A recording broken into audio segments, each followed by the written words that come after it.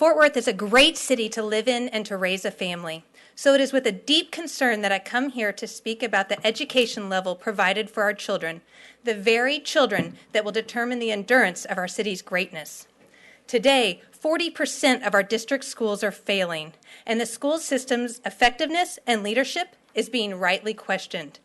And as we all know, this week is the culmination of this year's work for our teachers and students as they take STAR tests. These tests will report to the community the effectiveness of their current efforts and programs. But instead of focusing on academic success and an accurate reporting to parents, our new superintendent and certain board members have created a national media circus.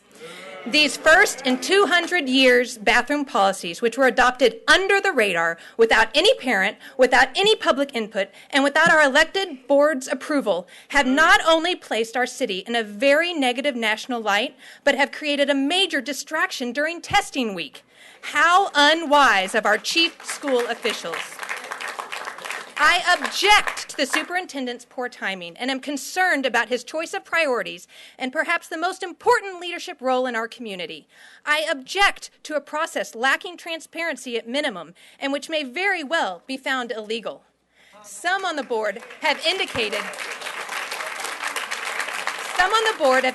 they did not know about the policies ahead of time, but the day after they were announced, Ashley Paz stated on her website that, quote, several months of hard work have finally come to fruition. We at least know that she intentionally kept this hidden from parents and the public. Who else did? Why can't parents and the public have input on this policy? According to the district's social media sites, we can have input on the design for a new website, but not on a policy that violates the parent-child relationship. I'm not sure about the other folks in this room, but in my experience, most people don't like being played for fools. Others say they're concerned about losing federal funding if these guidelines aren't adopted. Federal funds only make up 1% of Fort Worth ISD's budget, while 54% is state funds and 45% is local funds. If this board is concerned about losing 1%, how will it feel when the state threatens to withhold 54% for failure to comply with state law? Or maybe the concern is to ward off lawsuits from a certain lobbying group by adopting these guidelines. But now you must ward off an outcry and potential lawsuits from upset parents and taxpayers.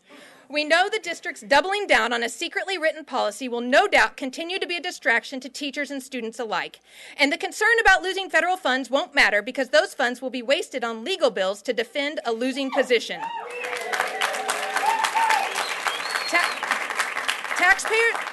Taxpayers and parents should be outraged at this shocking violation and breach of the public trust. Get back to education, repeal the policy.